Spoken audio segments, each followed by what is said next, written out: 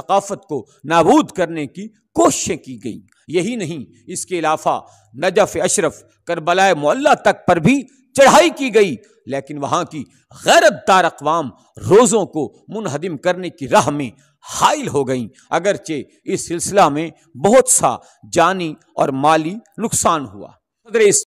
قرآن مجید کے سورہ ملک میں اپنی حکومت و اقتدار کے تذکرے کے بعد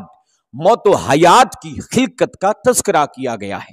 جس سے صاف ظاہر ہے کہ خلاق عالم نے جس طرح حیات کے لیے قوانین و ضوابط معین کیے ہیں، بالکل اسی طرح موت کے لیے بھی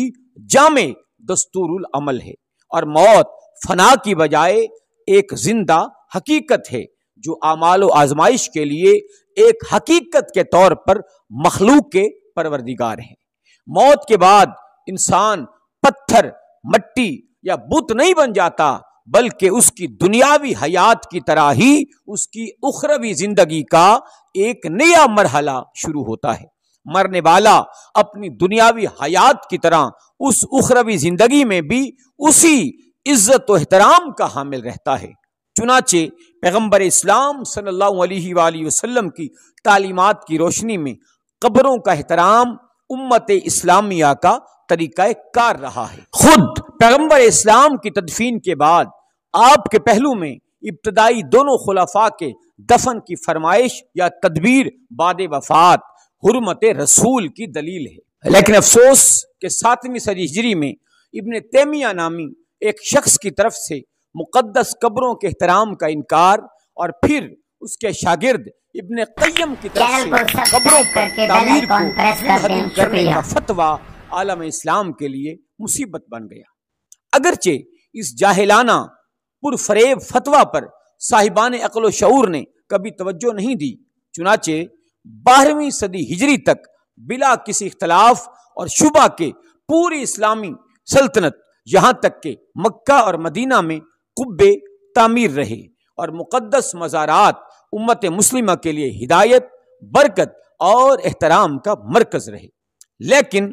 13ویں صدی میں ترکی میں مرکزی اسلامی حکومت کے خاتمہ کے حالات میں اس کی جڑیں کمزور کرنے کے لیے برطانوی سامراج کو ایک متبادل اسلامی حکومت کی ضرورت کا احساس ہوا کہ جو امت مسلمہ میں اختلافات کی آگ بھڑکا کر کسی بھی صورت میں امت کو ایک مرکز پر متحد نہ ہونے دے۔ لہذا اس نے ابن تیمیہ کے سڑے ہوئے بدبودار نظریہ پر موجودہ ترقی یافتہ میک اپ کے ذریعے اسے بظاہر صاف ستھرا دکھا کر امت مسلمہ کو اس کی جانب متوجہ کرنے کا بیڑا اٹھایا، اور اس سلسلہ میں اس کی نظر ایجاد مقدس کی سرزمین پر گئی کہ جہاں محمد ابن عبد الوہاب جیسا کم پڑھا لکھا لیکن کچھ الگ کر دکھانے کے جذبہ سے سرشار جوان دکھائی دیا کہ جس نے شہرت کی خاطر کچھ بھی کر گزرنے کے جذبہ کو بروئے کار لاتے ہوئے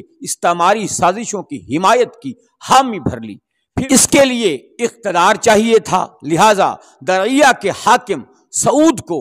اقتدار کی کمان دے کر حکومت کو 2 حصوں میں تقسیم کیا گیا، اور دین و سیاست کے نام پر ایک دوسرے سے الگ کر کے سیاسی فائدہ اٹھایا جاتا رہا۔ اسی طرح ایک نئی فکر کے ساتھ اسلام کو دنیا کے سامنے پیش کرنے کا مرحلہ آیا، جس میں ابتدا میں شدت دکھائی گئی تاکہ ساری دنیا اس نئے نظریہ کی طرف متوجہ ہو جائے۔ چنانچہ مدینہ منورہ میں جنت البقیع میں تعمیر مقدس مزارات پر بنے ہوئے قبے منہدم کیے جانا اسی سازش کا نتیجہ تھے کہ جہاں اصحاب رسول، اولاد رسول، ازواج رسول اور شہدائے اسلام کے مزارات تھے۔ اس کے علاوہ اسلامی فتوحات کی یادگار مساجد اور نہ جانے کتنی اہم مقدس یادگاریں تھیں کہ جنہیں مٹا کر اسلامی ثقافت کو نابود کرنے کی کوششیں کی گئیں۔ یہی نہیں، اس کے علاوہ نجف اشرف، کربلا معلیٰ تک پر بھی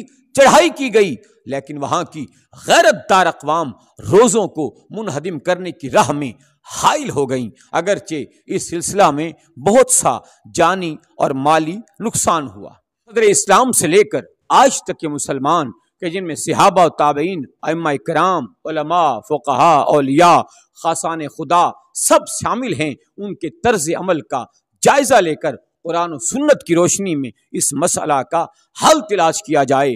اور اس طرح حقیقی اسلام کی تصویر دنیا کے سامنے پیش ہو سکے، جہاں توحید الہی کے سایہ میں تمام باحیات اور دنیا سے بظاہر کوچ کر جانے والی شخصیتوں کا یکساں احترام ملحوظ رہا ہے۔ بزرگان دین کے مزارات ان کی تعلیمات کو زندہ رکھنے کا ذریعہ بنتے ہیں، عمارتوں سے ثقافتیں زندہ رہتی ہیں، مسلمانوں کے جان و مال، عزت و آبرو کی حفاظت کا سامان فراہم ہوتا ہے، اور دین اسلام واقعی ایک امن و امان کا علمبردار، بھائی چارے کا مذہب دکھائی دیتا ہے کہ جس میں ہر مخلوق کے حقوق کی حفاظت اور اس کا پورا پاس و لحاظ رکھا جاتا ہے۔ امید ہے کہ ایک دن یہ احتجاجات ضرور رنگ لائیں گے اور سعودی حکومت کے خاتمہ کے ساتھ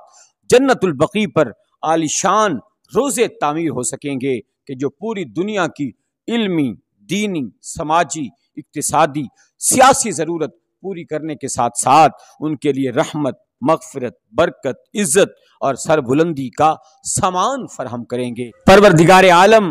وہ دن ہم سب کو دیکھنا نصیب ہو کہ جس دن دشمنان اسلام سر نیگوں ہوں، پرچم اسلام سر بلند ہو، اور پوری دنیا کے کمزور افراد کو ان کا حق مل سکے، دنیا کو عدل و انصاف سے پر کرنے والا زمانے کا امام نگاہوں کے سامنے ہو، اور ہم سب